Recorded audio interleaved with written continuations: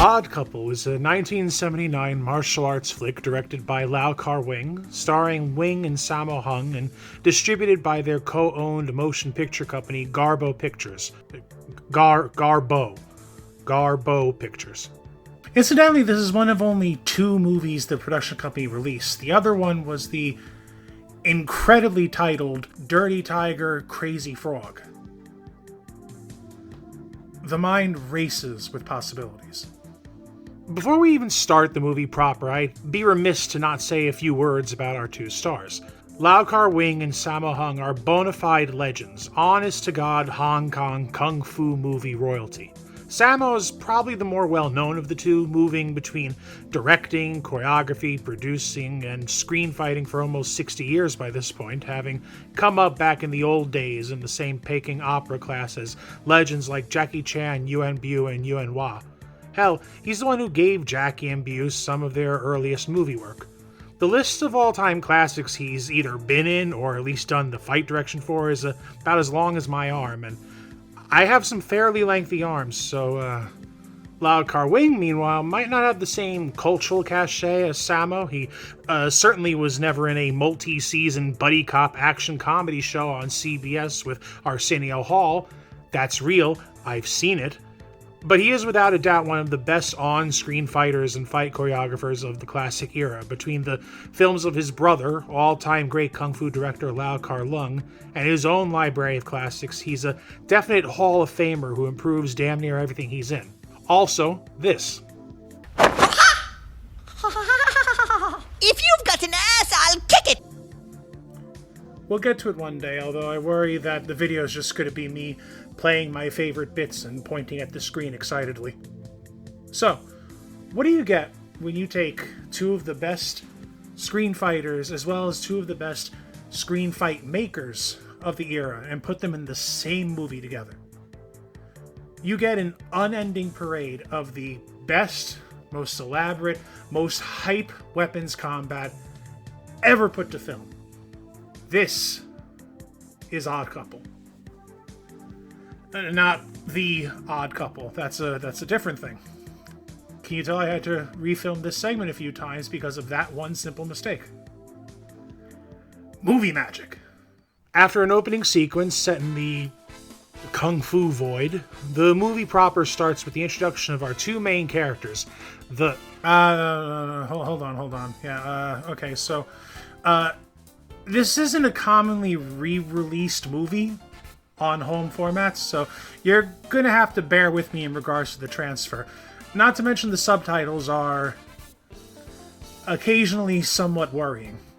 It's actually off of this obscure Lau family movie package I got a long time ago.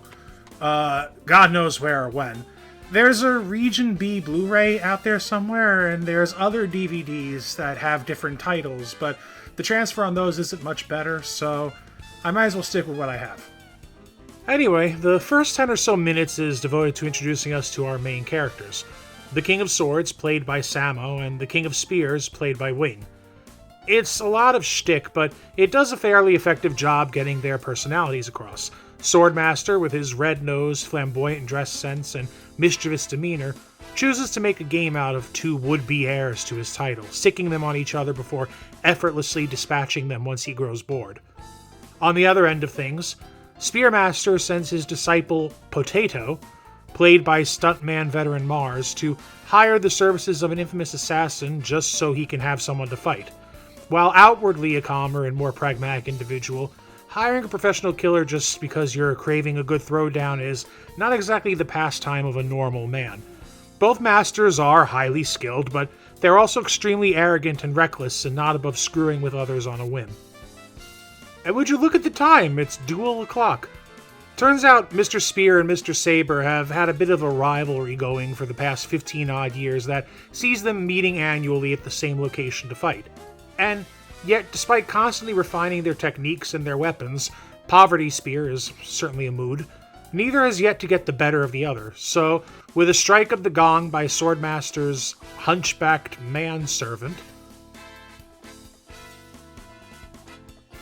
the battle begins, and goddamn, just look at them go. The choreography is immediately spellbinding. Each fighter moving their body as much as their weapon, constantly changing stances, ranges, angles of attack, moving from wide sweeps to sharp, focused barrages of strikes. It's absolutely incredible. 15 minutes in and we're already getting the kind of weapons combat that other movies would kill to have in their big finales. I'm especially a big fan of how they use all these really fancy flourishes, not just for visual candy, but to demonstrate each master's preeminence with their chosen weapon. Swordmaster switches hands. He spins his blade around his opponent's weapon. He pulls the sword damn near his own body. Spearmaster uses both ends of the base, constantly positions his grip on the weapon at different lengths along the shaft to deal with the distance between him and his opponent. Speaking of distance, he's constantly mobile so he can control the distance between him and who he's fighting, something that is of maximum importance to a pole wielder. Now, are all these flips and dips and tumbles and various weapons fanciness strictly necessary? No, certainly not. But are they rad as shit? Abso-fucking-yesly they are. Unfortunately, as with every time before, the fight ends in a draw. They finally come to the rather nice conclusion that the reason neither can win is because after all this time, the two of them just like each other too much and it makes them hold back. I should point out now that the acting for these two is very forceful. I mean, no one is being subtle in this movie, but holy shit, the Master's dialogue is more like some sort of eternal stage routine than any sort of human communication. But you know what? It kind of works. The two play off each other well, and their natural chemistry sells the idea of them having known each other for a very long time more effectively than any sappy friendship monologue, so I'll let it pass. Anyway, it is then Swordmaster who comes up with a rather novel solution. Each of them take on a student, train them up over, say, a decade, and then have them fight each other since they'll have all of their respective Shifu's skills and none of the affection holding them back. And yes, that will be your plot for the rest of the evening. I'm sure this level of unreasonable competitive pride won't be an issue later on at all. Lo and behold, fate delivers Swordmaster his potential protege in mere record time. Heading back to town, he comes across some thugs led by top 5 kung fu villain actor Lee Hoi-san, engaging in some pretty predictable protection racket nonsense, and I would just like for you to join me for a second in mourning as we all come to accept that none of us will ever experience the depths of happiness, the pure joy that Lee Hoi-san is feeling watching that stand get ruined. Look at this guy. Look at him yucking it up. Dude is gonna smile his head inside out. And the mustache twirling. This is some new frontier of villainous gloating. So, it is here that we meet Stubborn Wing, played by Lau Kar-wing, and this introduces you to the movie's rather clever little production conceit. See, each of the master actors plays the opposing actor's student. So, Wing, who plays Spearmaster, plays Blademaster's student, and vice versa. It allows the two main actors to really stretch their performance in multiple ways. From an action standpoint, it means both get to show off their skills with both blade and spear, and acting-wise, the students are quite different from their individual masters. So, for instance, the friendly and generally gracious Spearmaster juxtaposes well against the hot-headed and belligerent Wing, while the clever and forthright Ah-yo is about as far from the selfish, borderline lunatic Swordmaster as you can possibly get. After directly and indirectly helping Wing dispose of the bandits, comedy brain damage is the best brain damage, Stubborn Wing lives up to his name by completely refusing to become a student, pointing out, rather fairly, that he has a good life here, a successful business, a nice home, and friendly relations with many people. So of course, being the stable and understanding person he is, Swordmaster burns his house down. Holy shit, look at these slapnuts go. They love it. He's burning his house. He's burning his cart. He goes into town and fools the people in town into thinking that he's going on some sort of lunatic rampage, including defacing a temple or two, so that everyone in town wants to kill him. Things are moving so fucking fast. It's so good. It's even cured Hunchback. Look at him. The guy's fucking a varsity athlete now. So, his life completely ruined. Stubborn Wing naturally wants revenge. I love this bit here where he's just running after him screaming, "I must kill you," which is, again, a mood. Unfortunately, he's just not strong enough, but you know what will make him strong enough? Training for 10 or so years with the blade. And with the hope of future murder driving him, Wing becomes Swordmaster's student. Comparatively speaking, Ayao's story is positively plebeian. Working as a boatman and being of unusual cleverness and balance, Spearmaster takes an immediate liking to him, and after showing off how cool and awesome he is, Ayao is basically throwing himself at him to start learning. Spearmaster, for his part, is thrilled, but must maintain the practiced distance of a proper mentor. The presence of Potato as a sort of snarky senpai to Ayao gives them more of a family dynamic than the simmering rage over in Sword Town. What follows is about 10 or so minutes of training sequences as each master shows their students the ropes. Luckily, thanks to a few creative training methods, the "don't murder the bird while punching one" comes to mind, and the sky-high standard of choreography making even these practice matches thrilling to watch, it doesn't feel like it's overlong or that it's overstaying its welcome. Even then, there are a few fun little asides thrown in. Potato spying on Stubborn Wing and reporting back to his master that the guy sucks, which is funny for obvious reasons. And of course, the odd attempted assassination by Wing keeps life in the sword house interesting.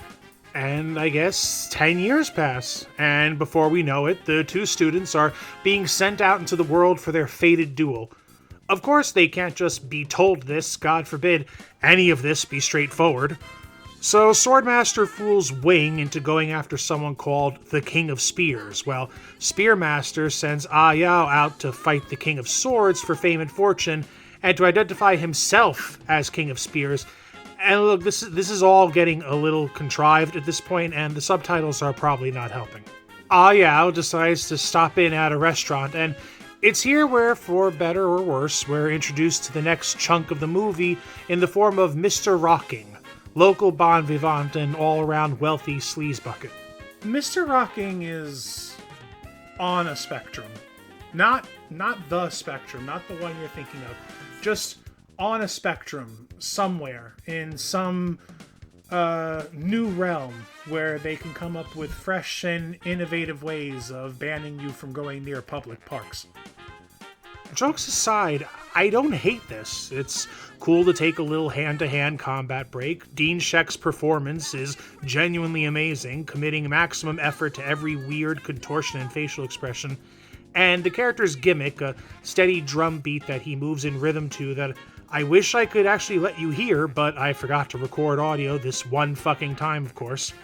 Said gimmick is actually fairly amusing for the first few minutes. Could have done with less egg yolk vomiting, though. No, see, it's the fact that there's a second scene with the dude almost immediately after, where he returns with a pair of hired guns to seek revenge, and now I'm immediately out. Now, again, I reiterate, the fighting is so good that as long as there's combat, you are having a baseline of a good time. And this scene's particular gag, that the two hired goons are actually opera performers and therefore have an overly mannered and rhythmic style of fighting, gives the fight a completely different feel without sacrificing any of the now standard complexity.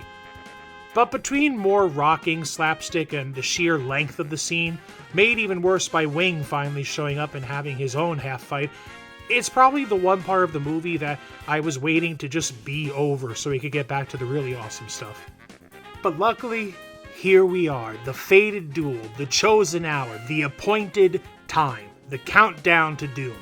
Two men, each inheritors of a legacy of combat excellence supercharged by the fire of youth, will clash in grand combat. And you know what? I actually applaud the movie for sticking to its plot conceit all the way through. The conflict is between the masters and their students, and anything else would have likely been a distraction, especially by this point where things are at peak momentum. Could you imagine if they did something so stupid like, say, introduce a random villain with a bone to pick with the old masters right now and make him the driving force of the plot and fighting him and his machinations all in the last half hour of the movie? That would be ridiculous and weird. And so here's Old Yellow Dog, played by Lung Kar-yan. Are you happy with yourself? Are you excited about what you've done? Yeah, for some fucking reason, the movie decided at the 2/3 point it really needed a main villain, and so enters Laughing Bandit, aka Scarface, aka Old Yellow Dog. Apparently, once a bandit leader of some renown, he was defeated by both masters in separate one-on-one duels, with both matches leaving him with a slight scar, and apparently this was enough for him to abandon his entire identity in life and spend the next 15 years dedicating himself to revenge, because that's a perfectly reasonable reaction to that happening. Well, at least they got someone good to play him, the great Lung Kar-yan. Yet another legend of the Shaw Brothers era. Dude didn't even have any real kung fu training. He was just so naturally athletic and good at mimicking that he was able to play completely convincing martial artists in like dozens of movies, including some all-time heavy hitters. So his natural screen presence and intimidating frame does sell Scarface perhaps harder than he deserves. But yeah, dude just walks into the movie, kidnaps the students, and kills Potato? Aw, love that guy. Yo, fuck this dude. Whatever happened to the hunchback guy? I guess once he experienced the miracle of arson, he decided to seek his fortune elsewhere. As the Yellow Dog predicted, the masters show up to save their students. The two of them are in full double act mode in this scene, bouncing off each other and basically treating everything like a joke. Though, things get a little less funny when each master is forced into a 2v1 with Scarface's fighters, each of whom seeming specially equipped and trained to counter weapon users. The fight is pretty great, the underlings are all pretty credible threats, and don't think I didn't catch you in there, Lam Ching Ying, you can't hide from me. Anyway, fast, close-range fighters really force the masters to adapt their styles in unique ways to compensate. Despite being a little worse for wear after, the masters succeed and stand victorious before their heretofore unknown rival. Unfortunately, this was still all part of the plan. Turns out Scarface's strategy involved a little pawn sacrifice as well, with the fighter's purpose being to weaken the masters so he could finish them off.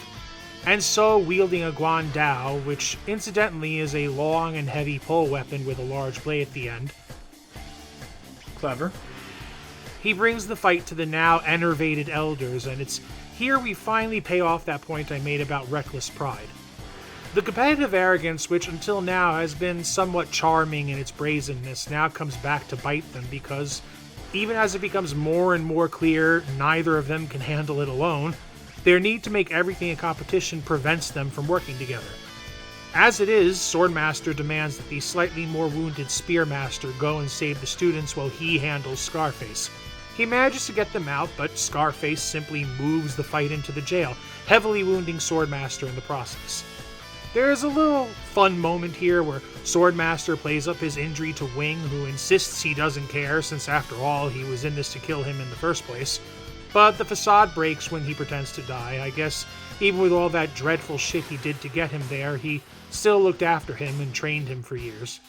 The masters send their students away and hurl themselves at Scarface, holding him back while they run. Scarface proceeds to fatally injure both, and as they fall, their weapons cross, an obvious but effective symbol of their connection. Seeing Swordmaster has already passed, Spearmaster brags internally that he wins because he lived longer, expiring immediately after.